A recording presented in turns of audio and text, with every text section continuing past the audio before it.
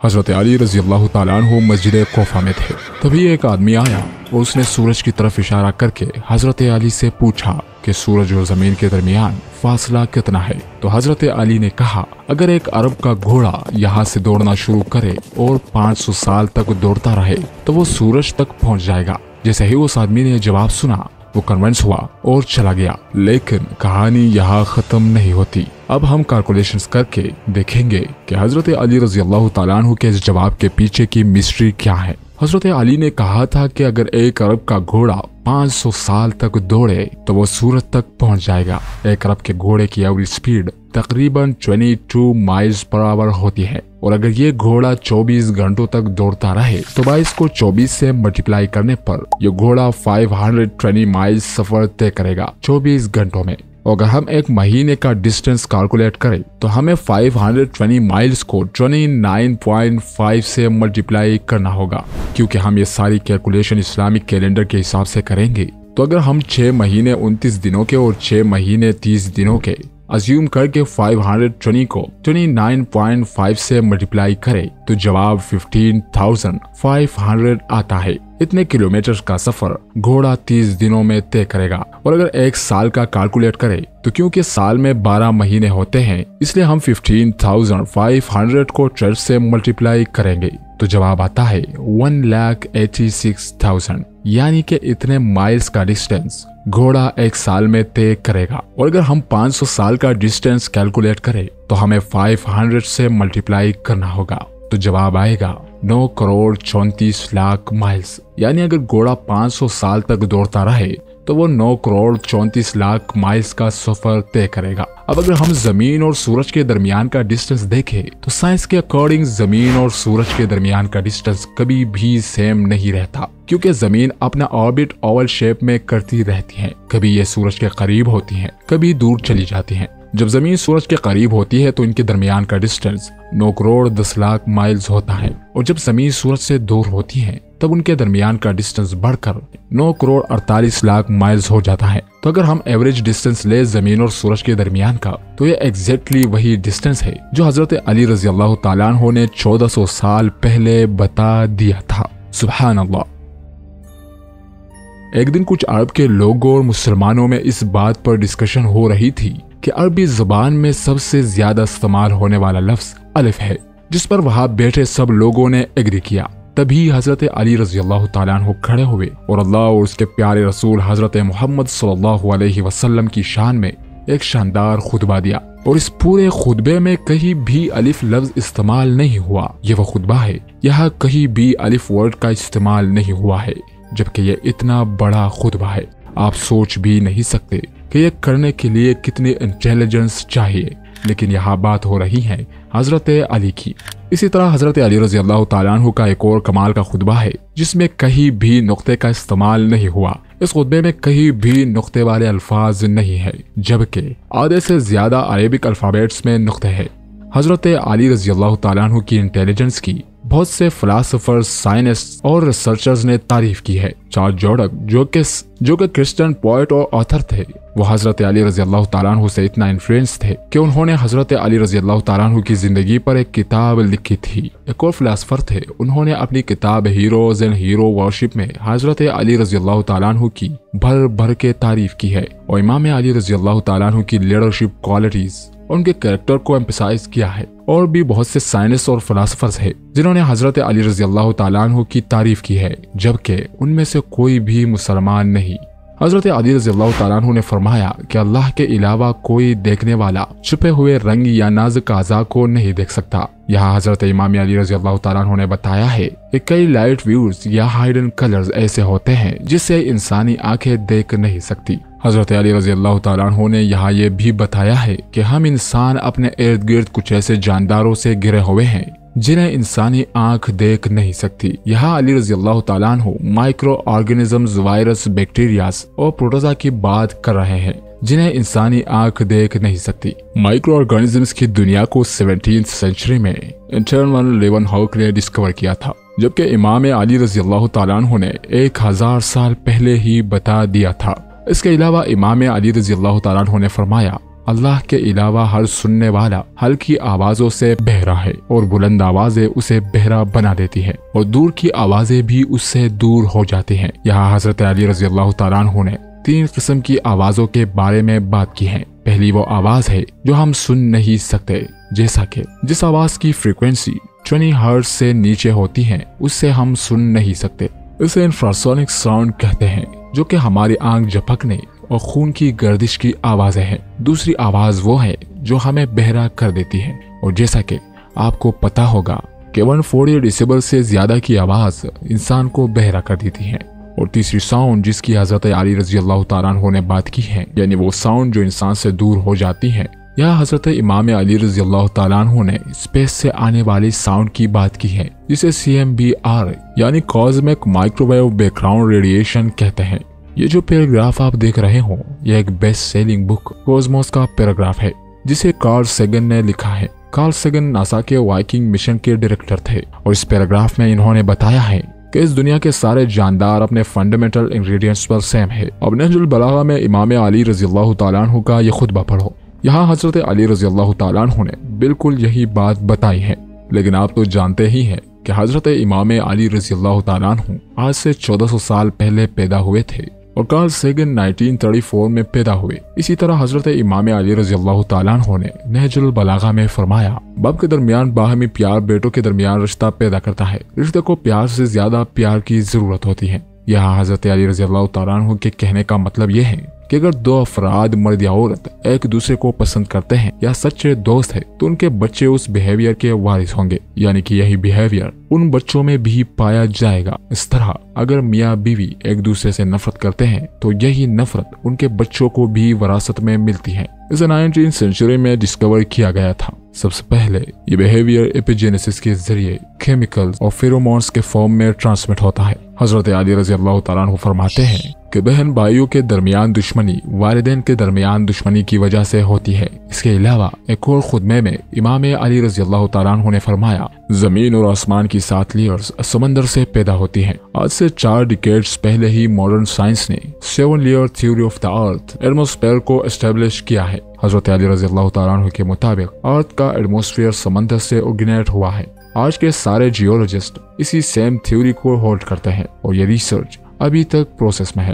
اسی خطبے کے سیکنڈ پارٹ میں حضرت امام علی رضی اللہ تعالیٰ عنہ نے ماؤنٹین راڈز کے کانسیپٹ کو ریویل کیا ہے، جسے 19 سینچری میں برٹش سائنٹسٹ نے انڈیا میں ڈسکور کیا تھا۔ یہ سب تو حضرت امام علی رضی اللہ تعالیٰ عنہ کے علم کی ایک جھلک تھی۔ اس کے علاوہ حضرت امام علی رضی اللہ تعالیٰ عنہ نے یونیورس، ٹائم، فزکس، میتھمیٹکس، فلسفی جیسی کئی سبجیکٹس پر بات کی ہے۔ ایک مرتبہ حضرت علی رضی اللہ تعالیٰ عنہ مسجد کوفہ کے ممبر پر کھڑے ہو کر خطبہ دے رہے تھے۔ جیسے ہی خطبہ ختم ہوا تو سامعین میں سے ایک شخص اٹھا اور کہنے لگا، اے حضرت علی، میں شام سے کئی مہینوں کا سفر طے کر کے کوفہ تک پہنچا ہوں تاکہ میں آپ سے کچھ سوالات کر سکوں، تو اس لیے میں آپ سے کچھ سوالات کرنا چاہتا ہوں۔ حضرت علی نے فرمایا، اے ابن آدم، تم جو سوال کرنا چاہتے ہو بلا جھجک مجھ سے پوچھ سکتے ہو۔ تب وہ شخص کہنے لگا، اے علی، میرا سب سے پہلا سوال یہ ہے کہ اللہ تعالیٰ نے سب سے پہلے کس چیز کو پیدا فرمایا؟ میرا دوسرا سوال ہے کہ آپ مجھے کائنات کی 10 طاقتور ترین چیزوں کے نام بتائے۔ میرا تیسرا سوال یہ ہے کہ وہ ایسی کون سی چیز ہے جو سانس لیتی ہے مگر اس میں گوشت یا خون ایسی کوئی چیز نہیں ہے۔ میرا چوتھا سوال یہ ہے کہ اللہ تعالیٰ نے سب سے پہلے آسمان کو کس چیز سے پیدا فرمایا؟ میرا پانچواں سوال یہ ہے کہ آپ مجھے 7 آسمانوں کے نام بتائے۔ میرا چھٹا سوال یہ ہے کہ آپ مجھے آسمان کے تالوں اور ان کی کنجیوں کے بارے میں معلومات فراہم کریں۔ میرا 7واں سوال ہے کہ مجھے زمین کی سب سے بہترین وادی کا نام بتائے۔ اس کے بعد میرا 8واں اور سب سے آخری سوال یہ ہے کہ اس روئے زمین پر جو سب سے بدترین اور بھیانک وادی ہے اس کا نام کیا ہے؟ آج آپ جو سننے جا رہے ہوں حدیث کی مستند کتب مثلا الخصال کے باب نمبر 10 حدیث نمبر 25 میں نمایاں طور پر موجود ہے۔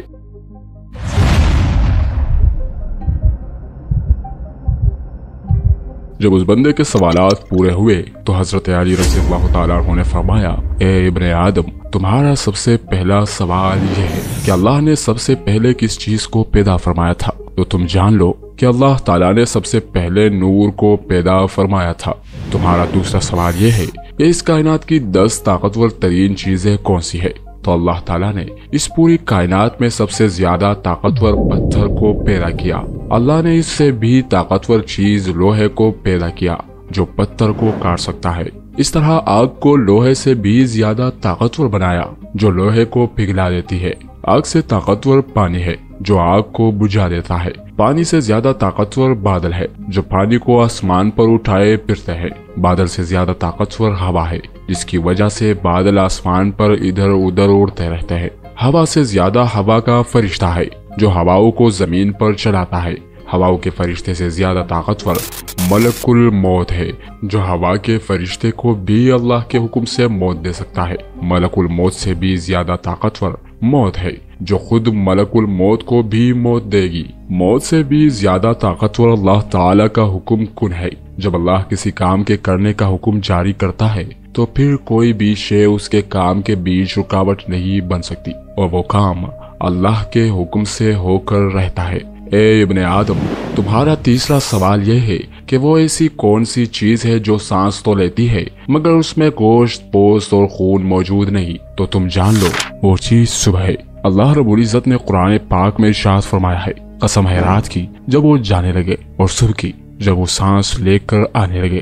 یہ چاند، سورج، سیارے، کہکشائیں، زمین و آسمان، صبح اور شام، یہ سب بھی اللہ تعالیٰ کی مخلوقات ہے۔ اسی لیے اللہ تعالیٰ قرآن پاک میں سورہ الاسراء آیات 44 میں ارشاد فرماتا ہے، ساتوں آسمانوں اور ساتوں زمینیں اللہ کی تسبیح بیان کرتے ہیں، اور ہر وہ چیز بھی جو ساتوں آسمانوں اور ساتوں زمینوں میں رہتی ہے، اور ایسی کوئی بھی چیز نہیں جو اللہ کی تعریف کے ساتھ اس کی تسبیح بیان نہ کرے، مگر تم اس کی تصدیق کو سمجھتے نہیں۔ قرآن پاک کی اس آیت کے مطابق ساتوں آسمانوں اور ساتوں زمینوں میں رہنے والی مخلوقات کے علاوہ خود ساتوں آسمان اور ساتوں زمین اللہ پاک کی تسبیح بیان کرتی ہے، لیکن ہم انسان چیزوں کے حمد و ثنا کرنے کے انداز کو سمجھ نہیں سکتے۔ پھر حضرت علی رضی اللہ تعالیٰ عنہ نے فرمایا، اے ابن آدم، اب تمہارا اگلا سوال یہ ہے کہ اللہ تعالیٰ نے پہلے آسمان کو کس چیز سے پیدا فرمایا؟ تو جان لو اللہ نے پہلے آسمان کو پانی کے بخارات سے پیدا فرمایا۔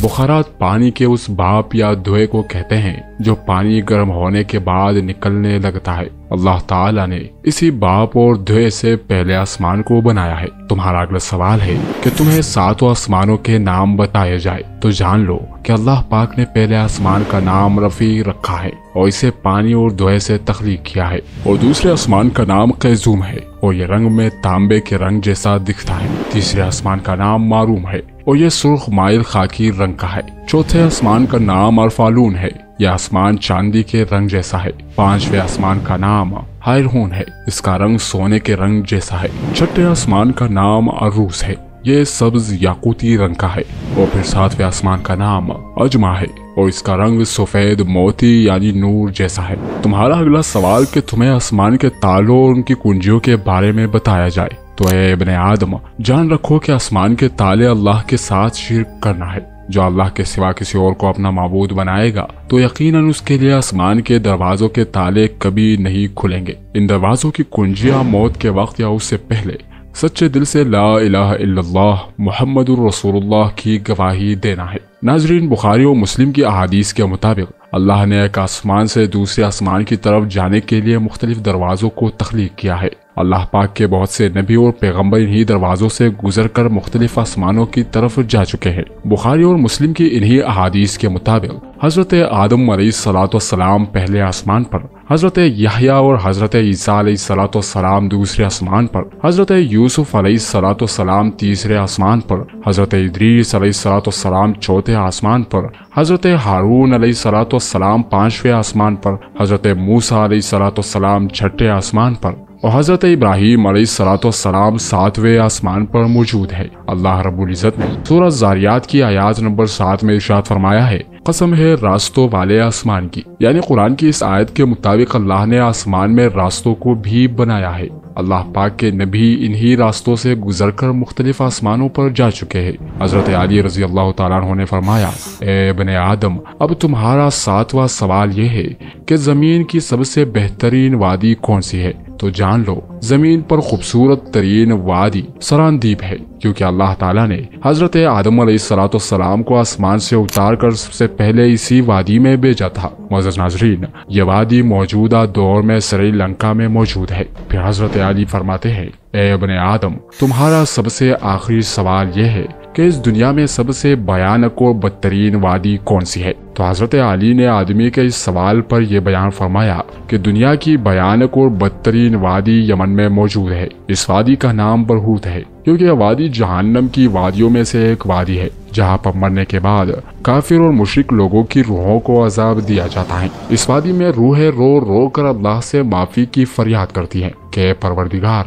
ہم نے دنیا کی رنگینیوں میں کھو کر تم سے منہ موڑا اور ہدایت کے ہوتے ہوئے بھی روئے زمین پر گناہوں کو عام کیا۔ اے اللہ، تو ایک بار پھر ہمیں دوبارہ دنیا میں بھیج دے، ساری زندگی تیرا ہی حکم بجا لاتے رہیں گے۔ لیکن افسوس، اب وہ وقت گزر چکا ہوگا۔ ان کے رو رو کر معافی مانگنے پر بھی اللہ انہیں معاف نہیں کرے گا۔ حضرت علی رضی اللہ تعالیٰ عنہ مسجد کوفہ کے ممبر پر تشریف فرما کر خطبہ دے رہے تھے کہ خطبہ اختتام پذیر ہونے کے بعد سامعین میں سے ایک شخص اٹھا اور کہنے لگا، اے حضرت علی، میں شام سے کئی مہینوں کا سفر طے کر کے کوفہ تک پہنچا ہوں تاکہ میں آپ سے کچھ سوالات کر سکوں۔ حضرت علی رضی اللہ تعالیٰ عنہ نے فرمایا، اے ابن آدم، تم جو سوال کرنا چاہتے ہو بلا جھجک مجھ سے پوچھ لو۔ تب وہ شخص کہنے لگا، اے امام علی، میرا سب سے پہلا سوال ہے کہ ہم جو درہم اور دینار استعمال کرتے ہیں یہ سب سے پہلے کس نے ایجاد کیا تھا؟ میرا دوسرا سوال ہے کہ آپ مجھے اللہ کے اس نیک بندے کے بارے میں معلومات فراہم کرے جس نے ایک وقت میں 2 سگی بہنوں کو اپنے نکاح میں رکھا ہوا، جبکہ اسلامی شریعت کے مطابق بیک وقت 2 بہنوں کو نکاح میں رکھنا حرام ہے۔ 2 بہنوں کے ایک ساتھ نکاح کرنے کے بعد بھی وہ اللہ کا معزز اور نیک بندہ تھا۔ میرا تیسرا سوال ہے کہ آپ مجھے ان 6 انبیاء کرام کے بارے میں بتائے جن کے ایک کے بجائے 2 نام تھے۔ میرا چوتھا سوال ہے کہ مجھے 5 ایسے انبیاء کرام کے بارے میں بتائے جن کے زبان عربی تھی اور وہ عربی میں ہی بات کیا کرتے تھے۔ میرا 5واں سوال ہے کہ ایسی کون سی مخلوق ہے جس پر اللہ تعالیٰ نے وحی نازل فرمائی تھی؟ وہ مخلوق نہ جن ہے، نہ فرشتہ اور نہ ہی انسان۔ میرا 6واں سوال ہے کہ وہ ایسی کون سی مخلوق ہے جس پر انسانوں نے جھوٹ باندھا تھا؟ وہ مخلوق بھی نہ جن، نہ فرشتہ اور نہ ہی انسان ہے۔ میرا 7واں سوال یہ ہے کہ انبیاء کرام میں سے حسب و نسب کے حساب سے اللہ کے نزدیک سب سے زیادہ معتبر کون ہے؟ اور میرا 8واں اور سب سے آخری سوال یہ ہے کہ آپ مجھے قرآن پاک کی ان 5 آیات کے بارے میں بتائے جیسا کہ قرآن کریم میں ارشاد ہے، اور جب کانوں کو پھاڑ دینے والی آواز کو بلند کیا جائے گا اس دن انسان اپنے بھائی، ماں، باپ، بیوی اور اولاد سے دور بھاگے گا، اور یقیناً ہر انسان پر وہ دن آ کر رہے گا جس دن انسان کو اپنے علاوہ کسی اور کی فکر نہ ہوگی۔ اے حضرت علی، میں قرآن پاک کے ان آیات کو پڑھ کر بہت پریشان ہو جاتا ہوں اور سوچتا ہوں جسمانی درد و تکلیف کے بعد اولاد کو پیدا کیا، باپ نے مجھے ساری زندگی سہارا دیا، بیوی نے ساری زندگی میری خدمت کی، جس اولاد کے لیے میں نے ساری زندگی مشقت برداشت کی، تو کیا قیامت کا دن اس قدر خوفناک ہوگا کہ مجھے اپنے سوا کسی کی بھی فکر نہ ہوگی؟ آپ مجھے قرآن پاک کی ان آیات کے بارے میں تفصیل سے بتائے کہ بروز قیامت کیا ہوگا۔ یہ واقعہ سے 1000 سال قبل کا ہے۔ یہ واقعہ احادیث کی ایک مستند کتاب عیون الاخبار الرضا والیوم 1 چیپٹر 24 حدیث نمبر 1 میں موجود ہے۔ تب حضرت علی رضی اللہ تعالیٰ عنہ نے ارشاد فرمایا، تمہارا پہلا سوال یہ ہے کہ اس دنیا میں درہم و دینار کا سکہ کس نے رائج کیا تھا؟ تو اس کا جواب یہ ہے کہ اس سکے کو بابل کے ایک عظیم بادشاہ نمرود بن کنعان نے ایجاد کیا تھا۔ 4000 سال پہلے بابل نام کے اس شہر پر اس کی حکومت تھی۔ وہ حضرت ابراہیم علیہ السلام کا یہ کھلا دشمن تھا۔ بابل کو انگریزی زبان میں بیبلونیا کہا جاتا ہے۔ اب یہ شہر عراق میں موجود ہے۔ اللہ پاک نے اپنے 2 معزز نبیوں حضرت ابراہیم علیہ السلام اور حضرت ادریس علیہ السلام کو بابل میں لوگوں کی ہدایت کے لیے بھیجا تھا۔ تمہارا دوسرا سوال یہ ہے کہ وہ کون سا اللہ کا نیک بندہ تھا جس نے بیک وقت 2 بہنوں سے نکاح کیا تھا؟ تو اے ابن آدم، وہ انسان حضرت یعقوب علیہ السلام تھے۔ وہ 2 بہنیں جو ان کی بیویاں تھی، ان میں سے ایک کا نام لیا تھا اور ایک کا نام راہیل تھا۔ اس کے بعد اللہ تعالیٰ نے 2 بہنوں سے ایک صادقت کو حرام قرار دیا تھا فرمان خدا کے بعد حضرت یعقوب علیہ السلام کی امت میں سے کسی نے بھی بیک وقت 2 بہنوں سے نکاح نہیں کیا۔ حضرت یعقوب علیہ السلام کا دوسرا نام اسرائیل تھا، اس لیے ان کے اولاد کو بنی اسرائیل کہا جاتا ہے۔ بنی اسرائیل سے مراد صرف یہودی قوم ہے۔ جیسا کہ آپ بھی جانتے ہیں پوری دنیا میں یہودیوں کا ایک ہی ملک ہے، اس کا نام بھی اسرائیل ہے، جہاں پر یہ یہودی قابض ہے۔ اس قوم کی ہدایت اور رہنمائی کے لیے اللہ تعالی نے 13 انبیاء کرام کو بھیجا تھا۔ حضرت علی رضی اللہ تعالیٰ عنہ نے فرمایا، تمہارا اگلا سوال ہے کہ وہ کون سے ایسے 6 انبیاء کرام تھے جن کے 2 نام تھے؟ اے ابن آدم، حضرت یوشع بن نون کا دوسرا نام ذوالکفل علیہ السلام تھا۔ یہ حضرت موسیٰ علیہ السلام کے خلیفہ اور جانشین تھے۔ حضرت خضر علیہ السلام کا دوسرا نام بلیع بن مرکان تھا۔ حضرت یعقوب علیہ السلام کا دوسرا نام اسرائیل تھا۔ حضرت یونس علیہ السلام کا دوسرا نام ذوالنون تھا۔ حضرت عیسیٰ علیہ السلام کا دوسرا نام مسیح تھا، اور ہمارے پیارے نبی حضرت محمد مصطفیٰ صلی اللہ علیہ وسلم کا دوسرا نام احمد ہے۔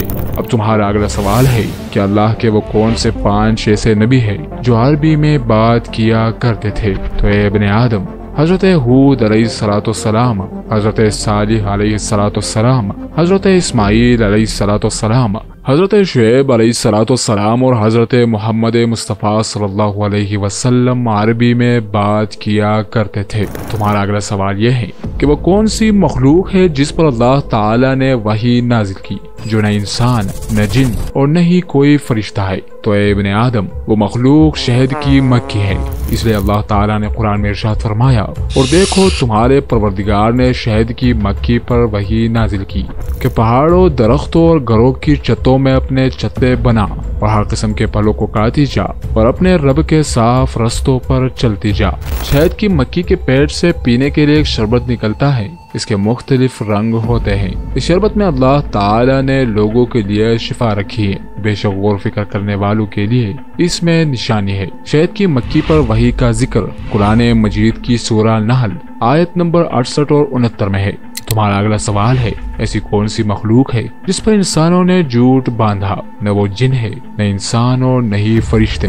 تو اے ابن آدم، وہ مخلوق ایک بھیڑیا تھا۔ وہ بھیڑیا جب حضرت یوسف علیہ السلام کے بھائیوں نے ان کو کنویں میں پھینکتے وقت ان کے جسم مبارک سے ان کی قمیض اتاری، یہ تمام 22 قمیص پر خون کے نشانات لگا کر رات کے اندھیرے میں حضرت یعقوب علیہ السلام کے پاس پہنچے اور زار و قطار رو کر کہنے لگے کہ آپ کے بیٹے اور ہمارے بھائی کو ایک بھیڑیا کھا گیا ہے۔ ہم نے اس کی حفاظت کی بہت کوشش کی لیکن ناکام رہے، اور یہ خون سے بری قمیض اس بات کی دلیل ہے کہ اس کو بھیڑیا کھا گیا ہے، چونکہ کسی بھی بھیڑیے نے حضرت یوسف علیہ السلام کو نہیں کھایا تھا۔ اس بھیڑیے کا ذکر قرآن مجید کی سورہ یوسف کی آیات نمبر 16 اور 17 میں دیکھا جا سکتا ہے۔ تمہارا اگلا سوال یہ ہے کہ تمام انبیاء کرام میں سے خاندان اور حسب و نسب کے اعتبار سے اللہ تعالی کے نزدیک سب سے زیادہ معزز اور عزت والا کون ہے؟ تو اے ابن آدم، تم یہ بات یاد رکھو کہ اللہ تعالی کے نزدیک تمام انبیاء کرام میں سب سے زیادہ معزز اور عزت دار حضرت یوسف علیہ السلام ہے، کیونکہ حضرت یوسف علیہ السلام وہ ہیں جن کے والد حضرت یعقوب علیہ السلام نبی تھے۔ آپ کے دادا اسحاق علیہ السلام بھی نبی تھے۔ آپ کے پردادا حضرت ابراہیم علیہ السلام بھی نبی تھے۔ صحیح بخاری کی حدیث نمبر 3490 اور صحیح مسلم کی حدیث 6161 کے مطابق ہمارے نبی حضرت محمد صلی اللہ علیہ وسلم کا بھی یہی فرمان ہے کہ خاندان اور حسب و نسب کے اعتبار سے سب سے زیادہ عزت والے حضرت یوسف علیہ السلام ہے۔ حضرت علی رضی اللہ تعالیٰ عنہ نے فرمایا، تمہارا 8واں اور آخری سوال یہ ہے کہ ان 5 آیات کی تفسیر بتائی جائے جیسا کہ قرآن پاک میں ارشاد ہے، اور جب کانوں کو پھاڑ دینے والی آواز کو بلند کر دیا جائے گا، اس دن انسان اپنے بھائی سے بھاگے گا، اپنی ماں سے دور بھاگے گا، اپنے باپ سے دور بھاگے گا، اپنی بیوی سے بھی دور بھاگے گا، اپنی اولاد سے بھی دور بھاگے گا، اور یقیناً ہر انسان پر وہ دن آ کر رہے گا جس دن انسان کو اپنے علاوہ کسی اور کی فکر نہ ہوگی۔ یہ آیات کے پیچھے یہ راز چھپا ہوا ہے کہ قیامت کے دن حضرت آدم علیہ السلام کا بیٹا قابیل یہ کہے گا کہ کاش میں نے دنیا کی خاطر اپنے بھائی کو نقصان نہ پہنچایا ہوتا، اور اپنے باپ حضرت آدم علیہ السلام کو پیدا کرنے والے اللہ پر ایمان لایا ہوتا۔ آج مجھے اللہ کے غضب سے کوئی نہیں بچا سکتا۔ لہٰذا وہ ایسا دن ہوگا جب ایک بھائی بھی بھائی کے کام نہ آ سکے گا۔ حضرت نوح علیہ السلام کا بیٹا کنعان یہ کہے گا کہ کاش میں نے دنیا میں اپنے باپ کے بتائے ہوئے راستے پر چلنے کی کوشش کی ہوتی اور ایک اللہ پر ایمان لایا ہوتا، آج تو اللہ کے عذاب سے مجھے میرا باپ حضرت نوح علیہ السلام بھی نہ بچا پائیں گے۔ اس لیے قیامت کا دن ایک ایسا دن ہوگا جس دن ایک باپ بھی اپنے بیٹے کو نہ بچا پائے گا۔ حضرت ابراہیم علیہ السلام کا باپ آزر رو رو کر یہ فریاد کرے گا کہ کاش میں دنیا میں اپنے بیٹے کے خدا پر ایمان لایا ہوتا۔ تو قیامت کا دن ایسا ہوگا کہ جب بیٹا بھی اپنے باپ کو بچا نہ پائے گا۔ اسی طرح حضرت لوط علیہ السلام کی بیوی کہے گی کہ کاش میں نے دنیا میں حضرت لوط علیہ السلام کے ساتھ وفا کی ہوتی اور اس کے اللہ پر ایمان لائی ہوتی، آج مجھے اللہ تعالیٰ کے عذاب سے اللہ کے نبی اور دنیا میں میرے شوہر حضرت لوط علیہ